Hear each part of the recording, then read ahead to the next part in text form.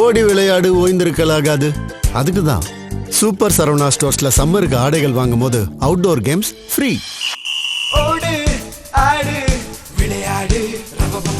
Super Saravana stores summer கோடையை கொண்டாடலாம். அமெரிக்காவுக்கும் ஈரானுக்கும் இடையே போர் நிறுத்த ஒப்பந்தம் முடிவுக்கு வருகிறது. ஒரு பதட்டமான சூழ்நிலை தான். பேச்சுவார்த்தை இதுவரை நடக்கல. இதற்கு முன்னால் ஈரானுடைய கப்பல் மீது ஒரு தாக்குதலை நடத்தி அந்த கப்பலை கைப்பற்றியிருக்கு அமெரிக்க கப்பற்படை. இதற்கு எதிர்வினை ஈரான் தரப்புலேருந்து வந்திருக்கு. ஆளில்லாத விமானங்களை வச்சு அவர்களுடைய கப்பல்கள், யுத்த கப்பல்கள் மீது தாக்குதலை நடத்தியிருக்கிறாங்க. இதை எப்படி பார்க்குறது? நாங்கள் யுத்தத்துக்கு தயாராக இருக்கிறோம் அப்படிங்கிறத ஈரான் மறுபடியும் சொல்கிறதா, இல்லைன்னு சொன்னால் ஒரு எச்சரிக்கையை அமெரிக்காவுக்கு கொடுத்து கொண்டிருக்கிறதா? இல்லை, இப்போ சென்டம், அதாவது அமெரிக்காவினுடைய அந்த சென்ட்ரல் கமாண்ட் அப்படிங்கிறது 2 வீடியோ வெளியிட்டாங்க. ஒரு வீடியோ ஈரானினுடைய கப்பல், அது பேர் எம்வி துஷ்கா, TOUSKA துஷ்கான்னு சொல்கிறாங்க. இந்த கப்பலை இது சீனாவிலிருந்து வந்த கப்பல். இதில் இது கூட்ஸ் கேரியர்னு தான் சொல்கிறாங்க, கார்கோன்னு தான் சொல்கிறாங்க. இது விமானமோ இல்லை ஆயுதங்களோ எடுத்து வந்த கப்பல் மாதிரி சொல்லலை. இது முழுக்க முழுக்க ஈரான் தரப்பிலிருந்தும் சீனா தரப்பிலிருந்தும் என்ன தகவல் அப்படின்னா, இது அங்கிருந்து கூட்ஸ் வாங்கியிருக்கிறாங்க.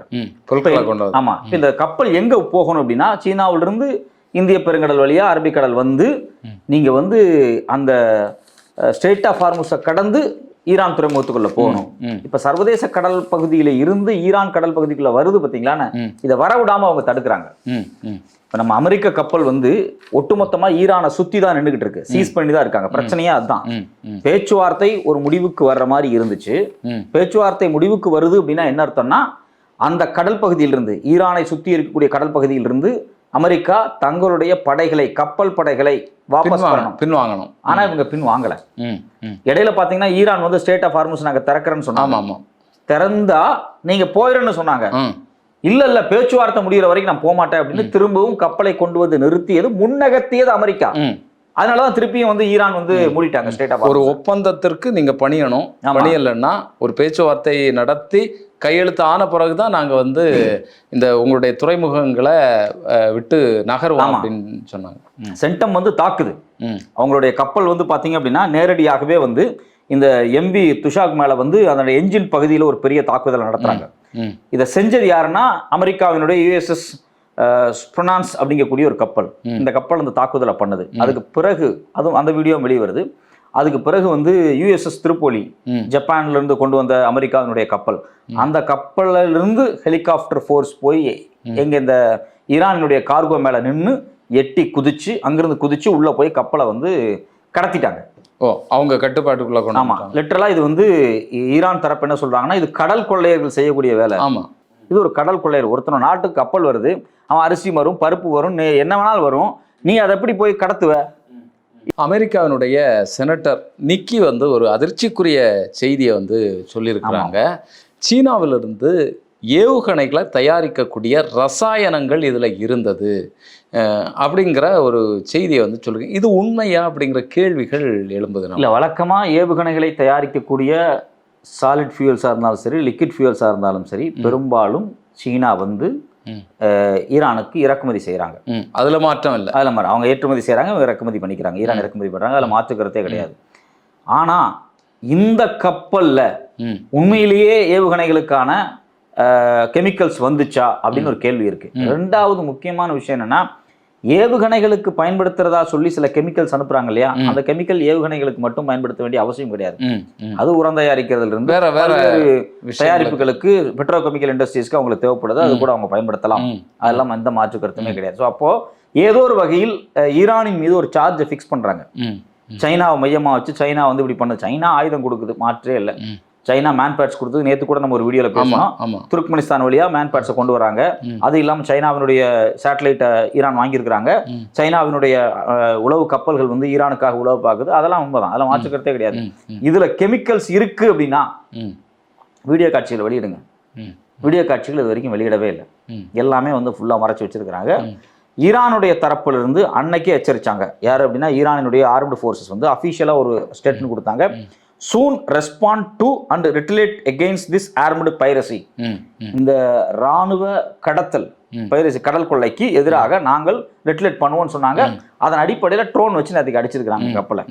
ஸோ அதுவும் ஒரு மைனரான சேதம் தானே தவிர ஒரு மிகப்பெரிய சேதத்தை அவர் இது ஒரு எச்சரிக்கையாக மட்டுமே பார்க்க முடியும். இன்னொரு விஷயமும் இதுல நம்ம ரொம்ப கவனத்தில் கொள்ள வேண்டியது இருக்கு. அவங்க என்ன சொல்றாங்கன்னு சொன்னா, நாங்க ஒரு தாக்குதலை நடத்தி இந்த கப்பலை கொண்டு வர முடியும், ஆனால் இந்த கப்பலில் இருக்கக்கூடிய பணியாளர்களுடைய உயிருக்கு உத்தரவாதம் கொடுக்கணும். அதை நம்பி இருக்கக்கூடிய குடும்பங்கள், அவர்களுடைய வாழ்க்கை ரொம்ப முக்கியம். அப்படிங்கிறதுனால தான் நாங்கள் ஒரு தாக்குதலை நடத்தவில்லை, ஆனால் ஒரு தருணத்தில் நாங்கள் இதை செய்தாலும் செய்வோம் அப்படிங்கிற விஷயத்தையும் எச்சரிக்கை விடுறாங்க. இப்போ அமெரிக்கன் ஃபோர்ஸ் வந்து உள்ளே இருக்கிறாங்க. இப்போ நம்ம அமெரிக்கன் ஃபோர்ஸை போய் தாக்குனா அவங்க வந்து உள்ளே இருக்கக்கூடிய செயலர்ஸை, உள்ளே இருக்கக்கூடிய பயணிகளை, ஊழியர்களை வந்து பகடைக்காயாக, மனித கேடயமாக அமெரிக்கா பயன்படுத்தும். இது போர் குற்றம். பட் ஆனால் அது ஒரு பெரிய விஷயம். மனித இழப்புகள் ஏற்படும். அது சீனாவினுடைய அவங்களுடைய ஷிப்பிங் கார்பரேஷனுக்கு சொந்தமான ஒரு கப்பல். ஸோ சீனாவுக்கும் ஈரானுக்கும் இடையில் நடக்கக்கூடிய வர்த்தகத்தை தடுக்கிறது அமெரிக்காவினுடைய பிரதான ஒரு எண்ணமா இருக்கு. அதை நம்ம இந்த இதுல தெரிஞ்சுக்கலாம். இன்னுமே சில கப்பல்கள் வந்திருக்கு, ஆனா ஏன் குறிப்பா சீனா கப்பலை இவங்க கடத்துறாங்க அப்படிங்கிறது ஒரு முக்கியமான ஒரு விஷயம் இருக்கு. சென்டம் வெளியிட்ட அந்த 2 வீடியோல பாத்தீங்கன்னா இவங்க குதிச்சு அந்த கப்பலை கடத்துற வீடியோ வந்திருக்கு. 2வது 27 கப்பல்களை விரட்டி இருக்கிறாங்க நேற்றுக்கு மட்டும். 27 கப்பல்கள். அது வந்து சீனாவிலிருந்து ஈரானுக்கு வந்த கப்பல்கள் மட்டும் கிடையாது, பல்வேறு நாடுகள் இருந்து சவுதிக்கு போகிறது, ஈராக்கு போகிறது, ஈரானுக்கு போகிறது, அங்கே போகிறது, இங்கே போகிறது, எல்லா கப்பலையும் இவங்க பூந்து விரட்டுறாங்க. இல்லை, வழக்கமாகவே வந்து ஈரான் தான் விரட்டுறாங்க. ஹோர்முஸில் போகணும்னா என்னுடைய அனுமதி வேணும், நீ பேசிட்டு தான் வரணும், நாங்கள் தான் வழி நடத்தும் அப்படிங்கிறத சொல்லிட்டு இருந்தாங்க. இப்போ அந்த வேலையை வந்து அமெரிக்கா செய்ய, அமெரிக்கா நாளைக்கு என்ன வேலை செய்யணும் தெரியாது. ஏன்னா அது வந்து ஒரு பைத்தியாரங்கையில் சிக்கன ஒரு நாடு தான். ட்ரம்ப் பொறுத்த வரைக்கும் மென்டல் மாதிரி பிஹேவ் பண்றாரு அப்படிங்கிறாங்க. அவர் ஏதோ நோய்க்கூறுகள் இருக்கு வாய்ப்பு இருக்கு, கட்டாய நோய்க்கூறு இருக்கும். அதை வந்து அமெரிக்காவே வந்து சென்ஸ் பண்ணுது. அது வந்து நாளைக்கு நம்ம அது குறித்து ரொம்ப டீட்டெயிலா ஒரு வீடியோ போடுவோம். அதாவது ஈரானுக்கு உள்ள இஸ்ஃபகான்ல நடந்த தாக்குதல் இருக்கு பாத்தீங்களா, அந்த தாக்குதலை வந்து அவர் வந்து அந்த சென்டர் ரூம்ல இருந்து பார்த்துட்டு இருந்தவருக்கு பல பிரச்சனைகள் வந்திருக்கு. அது குறித்து டீட்டெயிலான கட்டுரை வால் ஸ்ட்ரீட் ஜேர்னல் வெளியிட்டு இருக்காங்க. அதுல என்ன இருக்கு நம்ம நாளைக்கு பார்ப்போம். இன்னைக்கு இந்த விஷயத்துல குறிப்பாக ஈரானுக்கு போகக்கூடிய கப்பலை இவர்கள் தடுக்கிறார்கள். பேச்சுவார்த்தை முடிவுக்கு வருகிறது. ஜேடி வான்ஸ் பாகிஸ்தானுக்கு வந்துட்டார், இன்றைக்கு இரவு வரப்போறாரு. முன்னாடி அதிகாரிகள் அனுப்பிச்சிட்டாங்க. இன்னும் குறிப்பான விஷயம், ட்ரம்பே பாகிஸ்தானுக்கு வரப்போறாரு. அது இன்னும் 24 ஹவர்ஸ்ல முடிவாயிரும். ஸோ அப்போ பேச்சுவார்த்தைக்கு தீவிரப்படுத்தி கொண்டே இன்னொரு பக்கம் தாக்குதலையும் தொடுத்து கொண்டிருக்கிறது அமெரிக்கா. அப்போ பேச்சுவார்த்தை முடிவு அடையும் போது யுத்தம் திரும்பவும் துவங்குவதற்கான வாய்ப்பு இருக்கிறது. இதை கண்டு ஒட்டுமொத்த நாடுகளும் பயந்து கிடக்குறாங்க. குறிப்பா இந்தியா ரொம்ப மோசமான பயத்துல இருக்கு. பொருளாதார நெருக்கடி தான். ஆமா ஆமா, இந்தியா இதுல இன்னொரு விஷயம், ஈரான் ஒரு பேச்சுவார்த்தைக்கு ஒப்புக்கொண்டு இந்த பேச்சுவார்த்தை வெற்றிகரமாக முடிஞ்சு ஒப்பந்தம் போடும்போது தான் நான் வருவேன், ஆமா நானே நேரில் வந்து கையெழுத்து போட்டு இதை முடித்து வைப்பேன் அப்படிங்கிறது தானே ட்ரம்ப். ஆமா, ஆனா இப்போ ஏன் வர்றாரு ட்ரம்ப்? இப்போ அவரா போய் கையெழுத்து போட போறாரு நினைக்கிறேன். ஏன் அப்படின்னா ஈரான் தரப்புல இருந்து யாருமே பேச்சுவார்த்தை வரலையே இன்னைக்கு வரைக்கும். இப்போ வரைக்கும் அஃபீஷியலா யாரும் வரல. ஸோ இப்போ ஈரான் தரப்புல இருந்து யாரும் பேச்சுவார்த்தைக்கு வரும்போது இப்போ யாரோட போய் அவர் பேசுவார்? பாகிஸ்தானோட போய் பேசுவாரா? அவர் யாரோட போய் பேசுவாரு? அவரா தனியா உட்காந்து ரூம்ல பேசிட்டு இருப்பாரா அப்படிங்கிற ஒரு கேள்வி வருது. அதனால ஈரான் வந்து தெரிவித்து விட்டது, பாகிஸ்தான்கிட்ட சொல்லிருச்சு, உங்களுடைய நிர்பந்தத்துக்கு பணிய மாட்டோம், ஏற்கனவே நீங்கள் சொன்ன விஷயத்திலே நிற்கிறதாக இருந்தால் நாங்கள் அதுக்கு சம்மதிக்க மாட்டோம், நீங்கள் வந்து இந்த துறைமுகங்களை கட்டுப்படுத்துறத துறைமுகங்களை கட்டுப்படுத்துறது முழுமையாக எடுத்துங்க அப்படின்னு நிறுத்தினா பேச்சுவார்த்தையில் கலந்து கொள்ளலாம். அதான் வந்து சொல்லி இந்த பேச்சுவார்த்தை ஒவ்வொரு நாளும் நீடிக்க இந்த யுத்தம் துவங்குற செய்தி ஒவ்வொரு நாளும் நீடிக்க இந்தியா போன்ற நாடுகளுக்கு ஒரு பெரிய ஒரு அச்சுறுத்தலாக மாறி இருக்கு. இப்போ நேற்று கூட பார்த்தீங்க அப்படின்னா பத்திரிகையில பார்த்துருப்பீங்க, இந்தியாவினுடைய பாதுகாப்புத்துறை செயலாளர் அஜித் தோவல் அவர்கள் வந்து சவுதி அரேபியா போயிருக்காரு. அவர் வந்து ஞாயிற்றுக்கிழமை சவுதி அரேபியா போயிருக்காரு நினைக்கிறேன். அதுக்கு முன்னாடி நாள் வெள்ளிக்கிழமை வந்து அவர் பார்த்தீங்கன்னா உக்ரைனுக்கு போயிருந்தார். உக்ரைனில் வந்து அங்கே இருக்கக்கூடிய வெளியுறவுத்துறை அமைச்சர், அங்கே டிஃபென்ஸ் செக்ரட்டரி இவர் மாதிரியே செக்யூரிட்டி கவுன்சில் இருக்கக்கூடிய டிஃபென்ஸ் செக்ரட்டரி பார்த்து பேசினார். பிற்பாடு வந்து நேற்றுக்கு வந்து சண்டே வந்து ரியாத்துக்கு வந்திருக்கார். அங்கே அவர் யாரை சந்திச்சு பேசியிருக்காரு அப்படின்னா, எனர்ஜி மினிஸ்டர் பிரின்ஸ் அப்துல் பின் சல்மான் பார்த்துருக்காரு, foreign minister Prince Faisal Farhan பார்த்துருக்காரு. இது இல்லாமல் NSA அந்த நாட்டினுடைய நேஷனல் செக்யூரிட்டி அட்வைசர் திரு டாக்டர் மஜீத் அல் அபின் அவரை பார்த்து பேசியிருக்காரு. என்ன சிக்கல் அப்படின்னா, இந்தியா ஏன் இவ்வளோ பரபரப்பாக போய் இந்த போர் பதட்டங்களுக்கு நடுவில் போய் சவுதி அரேபியா பார்க்க வேண்டிய தேவை வருது அப்படின்னா வட இந்தியாவில் ஒரு மிகப்பெரிய பதட்டங்கள் ஏற்பட்டு கொண்டிருக்கு. ஏன்னா வட இந்தியாவில் இன்னும் சில மாதங்களில் காரிப் பயிர் விளைவிக்கக்கூடிய காலகட்டம் வருது. சீசன். ஆமாம், சீசன்ஸ் வருது. இது வந்து ஏப்ரல், இன்னும் ஒரு மாதம் தான் இருக்கு. ஜூனில் அவங்க வந்து விதை போடணும். ஆகஸ்ட், செப்டம்பர் அக்டோபரில் அதை அறுவடை பண்ண வேண்டிய சூழல் அவங்களுக்கு இருக்கு. ஸோ இது வந்து அவங்களுக்கு பயிர் காலம். இந்த பயிர் காலத்தில் வட இந்தியாவில் குறிப்பாக சோயாபீன்ஸ் போடுவாங்க, காட்டன் பருத்தி போடுவாங்க, மக்காச்சோளம் போடுவாங்க. இதுக்கு எல்லாத்துக்கும் உரம் ரொம்ப அதிகமாக தேவைப்படுது. ஸோ ஏன்னா பெரும்பாலும் தென்னிந்தியாவை விட வட இந்தியா அப்படிங்கிறது விவசாயம் சார்ந்த ஒரு மாநிலங்கள் தான் அதிகம். ஸோ இந்த உரத்தட்டுப்பாடு அங்கே சைலண்ட்டாக நடந்துகிட்டு இருக்கு. இந்த உரத்தட்டுப்பாடு வந்துச்சு அப்படின்னா இந்த ஆண்டு பயிரை நாம் வந்து விளைச்சலை மிஸ் பண்ணோம் அப்படின்னோம்னா நாம் வந்து நம்மகிட்ட இருக்கக்கூடிய, அதாவது ஃபுட் கார்பரேஷன் ஆஃப் இந்தியாவில் இருக்கக்கூடிய ஸ்டாக்ஸை தான் எடுத்து பயன்படுத்தணும். இந்த ஸ்டாக்ஸை நம்ம எடுத்து பயன்படுத்தணும் அப்படின்னா ரொம்ப நாளைக்கும் பயன்படுத்த முடியாது. நம்மகிட்ட அவ்வளோ போதிய ஸ்டாக்ஸ் எல்லாம் கிடையாது. ஒரு ஃபெமைனஸ் கண்ட்ரோல் பண்ணுற அளவுக்குலாம் நம்மகிட்ட எதுவும் கிடையாது. இது இன்னுமே உற்பத்தி குறையும் போது இது இன்னும் மிக மோசமான பாதிப்பை ஏற்படுத்தும். லட்சக்கணக்கான விவசாயிகள்னால அவங்க வாங்கின கடனை சுமத்த முடியாமல் உயிர் பலியாகிறதுக்கு வாய்ப்பு இருக்குது அப்படிங்கிறாங்க. உரத்தட்டுப்பாடு சைலண்ட்டாக நடந்துகிட்டு இருக்கு. இந்த ஏப்ரல் மாதம் முடிந்து மே 1ஆம் தேதிக்கு பிறகு இந்தியாவினுடைய பொருளாதாரம் அப்படிங்கிறது வேற ஒரு சூழலுக்கு மாறப்போகுது இந்த ஈரான் யுத்தத்தால். இல்லை, இது மிகப்பெரிய ஒரு சிக்கலாக இருக்கு. நமக்கு அதனுடைய பாதிப்புகளை உணராமலே இருந்துட்டு. ஆமாம், ஒட்டுமொத்த நாடே ஸ்தம்பிக்கக்கூடிய அளவில் இங்கே இருக்கக்கூடிய உற்பத்தியே கடுமையாக பாதிக்கக்கூடிய அளவில் கற்பனைக்கு எட்ட முடியாத பாதிப்பு வரும். அதிகமாக இந்தியாவில் நம்ம என்ன உரத்தை யூஸ் பண்ணுறோம் அப்படின்னா யூரியாவை பயன்படுத்துகிறோம். இப்போ யூரியாவை பார்த்தீங்க அப்படின்னா கடந்த பிப்ரவரி மாதம் யூரியாவினுடைய விலை, நான் சொல்கிறது வந்து நான் பெர் டன்னுக்கு சொல்கிறேன், டாலர் மதிப்பு படி பார்த்தீங்க அப்படின்னா ஒரு டன்னுக்கு கிட்டத்தட்ட $508. இது வந்து இந்தியாவினுடைய மேற்கு தொடர்ச்சி அந்த கடல் பகுதியில் கேரளா, கர்நாடகா, மகாராஷ்டிரா, குஜராத் இந்த பகுதியில் இருக்கக்கூடிய துறைமுகங்களில் கொண்டு வந்து இறக்கக்கூடிய கப்பல் கொண்டு வந்து இறக்கக்கூடிய ஒரு டன் அதனுடைய மதிப்பு ப்ளஸ் ஃப்ரைட்ஸ் வாடகை எல்லாம் சேர்த்து நான் சொல்கிறேன். அந்த கட்டணம் கட்டி தான் எடுத்துகிட்டு வரணும். இது அந்த பக்கம் ஆந்திரா, நீங்கள் வந்து தமிழ்நாடு இந்த பக்கம் இறக்கணும்னா $512 பெர் டன்னுக்கு. எப்போ நான் சொல்கிறது வந்து ரொம்ப நாள் இல்லை, பிப்ரவரி மாதம், பிப்ரவரி எண்டில் யுத்தம், மார்ச் ஒரு மாதம், இப்போ ஏப்ரல், இப்போ எவ்வளோ தெரியுங்களா விலை? இதே யூரியா ஒரு டன்னு $935, கிட்டத்தட்ட டபுள் தான் மடங்கு அதிகமாயிருச்சு. அதே மாதிரி $959 அந்த பக்கம் கொண்டு வந்து இறக்குறது. இப்போ டபுள் தான் மடங்கு யூரியாவினுடைய விலை அதிகமாக இருக்கிறது. இல்லை, இது எப்படி வந்து விவசாயத்துக்கு கட்டுப்படி ஆகும்? கட்டுப்படி வாய்ப்பே இல்லை. இல்லை, ஏற்கனவே கடன் சுமை, கடனை திருப்பி கட்ட முடியாமல் தான் விவசாயிகள் தற்கொலை செய்து கொண்டிருக்கிறாங்க. இப்போ வந்து தாங்க முடியாத அளவுக்கு மோசமான விஷயமா இருக்கு. இது வெறும் யூரியாவோட மட்டும் இல்ல, டிஏபின்னு சொல்லக்கூடிய டைஅமோனியம் பாஸ்பேட், இதனுடைய விலையும் பாத்தீங்க அப்படின்னா கிட்டத்தட்ட கடந்த ஆண்டெல்லாம் வெறும் $680 இருந்துச்சு பெர் டன். நான் சொல்றது இப்போ இந்த யுத்தத்தோட சேர்த்து பார்த்தீங்கன்னா கிட்டத்தட்ட 925 டன்னுக்கு வந்துருச்சு.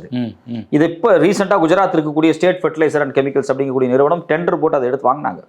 அந்த டெண்டர்ல இந்த சிக்கல் இருக்கு. இப்போ சமீபத்தில் பார்த்தீங்கன்னா இந்தியாவினுடைய பொட்டாசியம் லிமிடெட் அப்படிங்கக்கூடிய அரசு நிறுவனம் அவங்க டெண்டர் போட்டு 2.5 மில்லியன் டன் இந்த யூரியா வாங்குறாங்க கடந்த ஏப்ரல் 15ஆம் தேதி. நான் சொல்றேன் இந்த ரேட்டு சொல்றேன் இல்லையா, கோட் பண்ணி சொல்றேன் பாத்தீங்களா, கிட்டத்தட்ட வந்து $935, $950. இது வந்து போன வாரம் 2 வாரத்துக்கு முன்னாடி அவங்க டெண்டர் விட்டு வாங்கினதனுடைய விலையை நான் சொல்றேன்.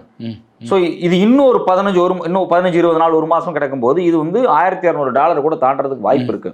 இது இல்லாம சல்ஃபேட்டு அது கிட்டத்தட்ட $550 இருந்து $300 இருந்து $550 போயிடுச்சு, $250 கூடிடுச்சு பெர் டன்னுக்கு. இது இல்லாம அமோனியம் கிட்டத்தட்ட பாத்தீங்கன்னா $435 இருந்துச்சு போன வருஷம். இப்போ இந்த யுத்தம் துவங்குறதுக்கு முன்னாடி அதுக்கு ஒரு மாசத்துக்கு 2 மாசத்துக்கு முன்னாடி கிட்டத்தட்ட பாத்தீங்கன்னா $850 இருந்து இப்போ $900 நோக்கி நகர்ந்துட்டு இருக்கு. எல்லாமே அதிகமாகுது. இதுல மோசமான விஷயம் என்னன்னா இந்த அமோனியமா இருக்கட்டும், இந்த அமோனியத்தை அதிகமா கொடுக்கறது வந்து நமக்கு வந்து கத்தார் தான், கத்தார் எனர்ஜி அப்படிங்கக்கூடிய ஒரு நிறுவனம். இது இல்லாம சவுதி பெரும்பாலும் இந்த டிஏபி நான் சொன்ன இந்த டை அமோனியம் பாஸ்பேட் இருக்கு பாத்தீங்களா, இது வந்து நம்ம வந்து சவுதிட்டு இருந்தா நம்ம இறக்குமதி பண்ணிட்டு இருக்கோம். இது எல்லாமே எங்க போய் சிக்கலா முடிய போகுது அப்படின்னா இந்த யூரியால இருந்து எல்லா ப்ராடக்ட்டுமே இறக்குமதியில் ஏற்படக்கூடிய பெரிய பாதிப்பு. இப்போ இந்தியாவினுடைய மொத்த தேவை இருக்கு பாத்தீங்களா, இந்த மொத்த தேவைக்கு நாம முழுசாலாம் உற்பத்தி பண்ணலை. கிட்டத்தட்ட ஒரு 40-45% 50% வரைக்கும் யூரியாலாம் நம்ம வந்து வெளியே இருந்து வாங்கிட்டு இருக்கோம். எல்லா ஃபெர்டிலைசர்ஸுமே ஆல்மோஸ்ட் பார்த்தீங்க அப்படின்னா நம்ம வெளியே இருந்து வாங்கிட்டு இருக்கோம். இப்போ இந்தியாவில் தயாரிக்கக்கூடிய நிறுவனங்கள் என்ன சொல்றாங்க அப்படின்னா, இந்த பிரச்சனை ஓடிக்கிட்டு இருக்கு, நாங்கள் இதுக்கான ஆல்டர்னேட் ஃபோர்ட்டிஃபைடாக மைக்ரோ நியூட்ரியன்ட்டோட இன்னும் நாங்கள் உரங்களை தயாரித்து கொடுக்குறோம். பட் ஆனால் அதனோட விலையெல்லாம் வேற மாதிரி இருக்கும். வேற மாதிரி இங்கேயே விலை அதிகமாக இருக்கும். ஸோ இது மாதிரி ஃபோர்ட்டிஃபைடான உரங்களுக்கு போக போகிறோம் அப்படிங்கிற மாதிரியான பேச்சுவார்த்தைகள் போயிட்டு இருக்கு. என்ன பண்ணுறதுனே தெரியாமல் இந்தியாவினுடைய விவசாயத்துறையும் சரி, இந்தியாவினுடைய உரம் ப்ரொக்யூர் பண்ணக்கூடிய, வெளிநாட்டு வர்த்தகம் பண்ணக்கூடிய, வெளியுறவு கொள்கை முடிவு பண்ணக்கூடிய ஃபாரின் மினிஸ்ட்ரி எல்லாமே பயந்து போய் உட்காந்துருக்காங்க, வெளியே பேச மாட்டேங்கிறாங்க. இதில் வந்து முக்கியமான விஷயம் என்னன்னா, இப்போ நீங்கள் வந்து யூரியா பார்த்தீங்கன்னா 46% நமக்கு ஓமன்ல இருந்தா வருது. கிட்டத்தட்ட பார்த்தீங்கன்னா 9% சவுதியிலிருந்து வருது, 6% கத்தார், 5.8% UAE, 2.1% பஹ்ரைன். அப்போ நீங்க மொத்த இறக்குமதி யூரியா இறக்குமதியில கிட்டத்தட்ட ஒரு 70% மேல சவுதி கல்ஃப் கண்ட்ரில தான் வந்துகிட்டு இருக்கு. சவுதி தான் அதிகமா கொண்டு இறக்கி, சவுதி ஓமன்ல இருந்து அதிகமா ஓமன் தான் இறக்குறவங்க. இல்லை இப்போ அஜித் தோவல் அவர்கள் போய் பார்த்துருக்காங்கல்ல, இதனால இதனுடைய விளைவுகள் என்னவாக திறந்தா தானே வர முடியும். அவரு இன்னைக்கு அஜித் தோவல் போயிருக்கக்கூடிய நோக்கம் என்னவா இருக்கு அப்படின்னா, அஜித் தோவல் போறதும் மோடி போறதும் ஒண்ணுதான். ரெண்டு பேரும் ஈக்குவல் அண்ட் பவர் தான் என்னை பொறுத்த வரைக்கும். இவர் இப்ப என்ன போய் பேசியிருப்பார் அப்படின்னா, நான் போய் பாகிஸ்தான்கிட்ட பேச முடியாது, அதான் கௌரவ குறைச்சலா இருக்கும், தயவு செஞ்சு உன்னை கையெடுத்து கும்பிட்றேன், எப்படியாவது இந்த சண்டையை முடிச்சுடு, பாகிஸ்தான்கிட்ட பேசு, அமெரிக்காட்ட சொல்ல சொல்லி ஈரான் எல்லாம் சேர்ந்து அமைதியா இருங்க, நீங்க பாட்டுக்கு அமெரிக்காவோட சேர்ந்துட்டு கூத்தடிக்காதீங்க, இது பெரிய பஞ்சாயத்தா ஓடிட்டு இருக்கு, எனக்கு சோத்துக்கு வழி இல்லாம போயிடும், என் மக்கள் பஞ்சத்துல படாத பாடுபட போறாங்க, எங்க மக்கள் ஏகப்பட்ட பேர் உங்க ஊர்ல வாழ்ந்துகிட்டு இருக்காங்க, எல்லாம் கெட்டு நாசமா போயிடும், தயவு செஞ்சு இப்படி பண்ணாதீங்கன்னு போய் அஜித் தோவல் காலில் விழாதுறையா கெஞ்சிக்கிட்டு இருப்பார். ஏன்னா வேற வழியே கிடையாது. இப்போ எண்ணெய் வரலன்னு தான் நம்ம பேசிட்டு இருக்கோம். எப்பா உரம் வரலப்பா. ரெண்டாவது இன்னொரு முக்கியமான விஷயம், நம்ம ஊர்ல உரத்தை தயாரிக்கக்கூடிய நிறுவனங்கள் இருக்கு பாத்தீங்களா, அந்த நிறுவனங்களுக்கு எல்பிஜி வேணும். எல்பிஜி இருந்தா தான் இங்க உரம் தயாரிக்க முடியும். சரி உரம் தான் வரலையே, நாமளே தயாரிச்சுக்கலாம் அப்படின்னா அப்படிலாம் தயாரிக்க முடியாது. எல்பிஜி இல்லாம நீங்க எப்படி உரம் தயாரிப்பீங்க? இது எல்லாமே யூரியா மட்டும் கிடையாது. நீங்க வந்து எம்ஓபின்னு சொல்லக்கூடிய மியூரியேட் ஆஃப் பொட்டாஷ்னு சொல்லுவாங்க. இதே கிட்டத்தட்ட 43% சவுதியில இருந்து தான் வாங்கிட்டு இருக்கோம். இப்போ சவுதியில் போய் கேட்க வேண்டியதா இருக்கு, தயவு செஞ்சு கொடுத்துருங்க, எங்களுக்கு என்ன முடியல, ஏதாவது ஒரு பேச்சுவார்த்தை முடிவுக்கு வாங்க அப்படிங்கிறாங்க சவுதி. அது இல்லாமல் பார்த்தீங்க அப்படின்னா சைனாட்டிருந்து வாங்குறாங்க. இது இல்லாமல் ரஷ்யா, ஜோர்டான். என்ன முக்கியமான விஷயம் அப்படின்னா, இந்தியாவினுடைய மொத்த உர தேவையையும் பூர்த்தி செய்யக்கூடிய நாடுகள் யாரு அப்படின்னா China, Russia, Jordan, Saudi, gulf. இது எல்லாமே ஒரு குரூப் ஆஃப் நாடு. கல்ஃப் தனியா இருக்கு, மீது எல்லாமே சைனா கூட நிற்கக்கூடிய ஒரு நாடு. இந்த கல்ஃப் கண்ட்ரிஸ் எல்லாத்துட்டும் ஒரு கெஞ்சிக்கிட்டு இருக்காரு, வேற வழியே கிடையாது. ரெண்டாவது, இந்த யுத்தத்துல வந்து நாம வந்து அமெரிக்காவுக்கு எதிராக செயல்படுறோம், இல்ல சீனாவுக்கு எதிராக செயல்படுறோம் அப்படிங்கும்போது அது நமக்கு ஒரு பின்விளைவுகளை ஏற்படுத்தும். இப்ப நீங்க ஒண்ணுல டிஏபின்னு சொல்லக்கூடிய டையோமோனியம் பாஸ்பேட் இருக்கு இல்லையா, இதை 50% நம்ம ரஷ்யால இருந்தா வாங்கிட்டு இருக்கோம். ரஷ்யா ஏன் இந்தியாவுக்கு இவ்வளவு நெருக்கமான நாடு, நம்ம ஆயுதம் வாங்குறோம், நம்ம அவங்கள்ட்ட இருந்து நியூக்ளியர் வெப்பன் நியூக்ளியர் ரியாக்டர்ஸ்க்கான எல்லாத்தையும் வாங்குறோம், இதெல்லாம் ரெண்டாவது விஷயம். நம்ம ஊர் சோறு இருக்கு இல்லையா, சோத்துக்கு அடிப்படையா இருக்கக்கூடிய இந்த உரம், இந்த அமோனியம் பாஸ்பேட்டே 50% வந்து இவங்க தான் கொடுத்துட்டு இருக்காங்க, ரஷ்யா தான் கொடுத்துட்டு இருக்காங்க. இது இல்லாம ஜோர்டான் கொடுக்குது, டர்க்கி கொடுக்குது. ஜோர்டான், டர்க்கி, ரஷ்யா, சீனா இவங்கெல்லாம் ஒரே ஒரு டீம் இவங்கெல்லாம். இது மிகப்பெரிய நெருக்கடிக்குள்ளால சிக்கும். ஆமா, இப்போ வந்து பெட்ரோல் இல்லை, டீசல் இல்லைன்னா கூட நீங்க வந்து வீட்டில் இருந்தே வேலை பாருங்க, வெளியில போகாதீங்க, இந்த பொது வாகனங்களை பயன்படுத்துங்க அப்படின்னு சொல்லி அதை ஓரளவுக்கு முடிவுக்கு கொண்டு வரலாம், ஒரு சிக்கனமாக இது பண்ணலாம். உரம் இல்லைன்னா என்ன பண்றது? ரொம்ப கஷ்டம். முக்கியமாக இந்த என்பிகேஎஸ்ன்னு சொல்லுவாங்க, நைட்ரஜன், பாஸ்பரஸ், பொட்டாஸ், சல்ஃபேட், இந்த நாளையும் சேர்த்து சொல்லுவாங்க. அதில் 80% நம்ம ரஷ்யாட்டிருந்து வாங்குறோம். இப்போ இந்த யுத்தத்தில் நீங்கள் ரஷ்யாவோட போய் நிற்கல, ரஷ்யாவுக்கு ஆதரவு கொடுக்கல, சீனாவுக்கு ஆதரவு கொடுக்கல, ஈரானுக்கு ஆதரவு கொடுக்கல அப்படின்னா இந்த உரங்களை நாம் வாங்க முடியாது. அது ஒரு பெரிய நெருக்கடி. முதல்ல இவங்க போய் சவுதிகிட்ட பேசுகிறாங்க, இப்போ யுக்ரைன்கிட்ட பேசியிருக்காங்க. யுக்ரைன்கிட்ட ஏன் பேசுகிறாங்க? ரஷ்யாவும் உக்ரைனும் ஒரு முடிவுக்கு வாங்க, தயவு செஞ்சு இந்த யுத்தத்தை முடிவு நிப்பாட்டுங்க. அந்த பக்கம் சவுதிகிட்ட போய் இது ஒட்டுமொத்த ஆசிய நாடுகளினுடைய வளர்ச்சியை பின்னுக்கு இழுக்குது, தயவு செஞ்சு நீங்க அங்க வந்து பேசுங்க பாகிஸ்தான்ல, நான் போய் பாகிஸ்தான்ல பேச முடியாது, பேசினா எங்க ஊர்ல எங்களை காரி துப்பிடுவாங்க, அதனால தயவு செஞ்சு நீங்க பேசுங்க. அப்ப இது ஒரு சுமூகமான முடிவுக்கு கொண்டு வரதுக்கான ஒரு பதட்டம். சரி, இந்த பதட்டம் ஏன் இந்த வாரத்துல வருது அப்படின்னா, பேச்சுவார்த்தை முடியுது இந்த வாரத்துல, பேச்சுவார்த்தை ஒரு சுமூகமான இடத்தை எட்டவில்லை. பேச்சுவார்த்தை மேலும் மேலும் ஒரு நெருக்கடியான சூழலை நோக்கி நகர்ந்து கொண்டிருக்கிறது.